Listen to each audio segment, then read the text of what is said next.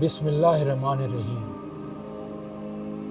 جب ظلم حد سے بڑھ جائے اور ظالم خود کو نعوذ باللہ زمینی خدا سمجھنے لگے تو قدرتی آفات کا سلسلہ اکثر جاری ہو جاتا ہے، چاہے وہ گرمی کی صورت میں ہو یا اولے پڑنے والے آندھی و طوفان کی صورت میں ہو۔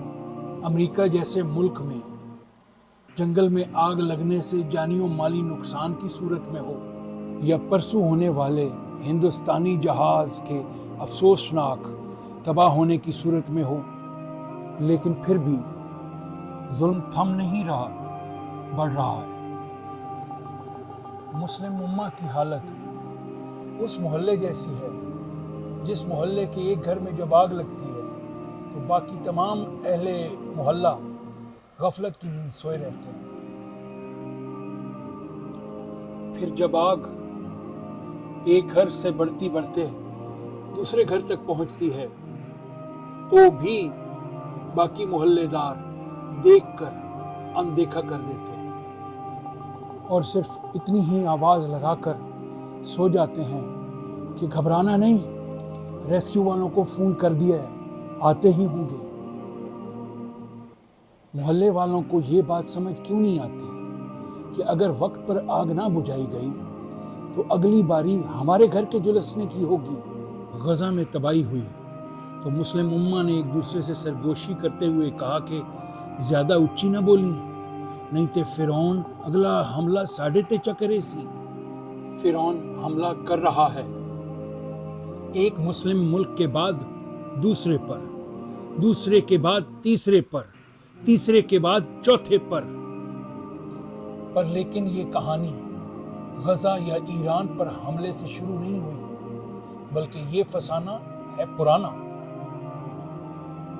اس سلسلے کی شروعات عراق اور افغانستان پر حملے سے ہوئی تھی اور اب یہ سلسلہ چلتے چلتے ایران تک آ پہنچا ہے۔ یہ تیسری جنگ عظیم ہے۔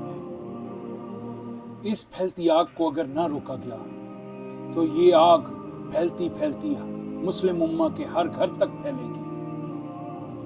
اگر پاکستان کا مطلب لا الہ الا اللہ محمد رسول اللہ ہے تو اسرائیل کا سب سے بڑا دشمن تو پاکستان ہے۔ مسلم امہ کب تک ڈیفینسو کھیلتی رہے گی جبکہ اب وقت اٹیک کا ہے۔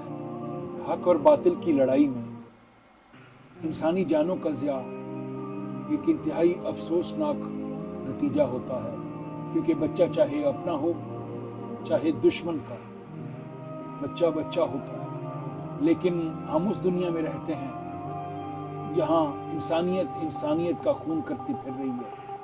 ہم زیادہ سے زیادہ یہ امید کر سکتے ہیں اپنے اللہ سے کہ میرا اللہ معصوم جانوں کی حفاظت کرے گا۔ آمین سنا آمین۔ بہت شکریہ۔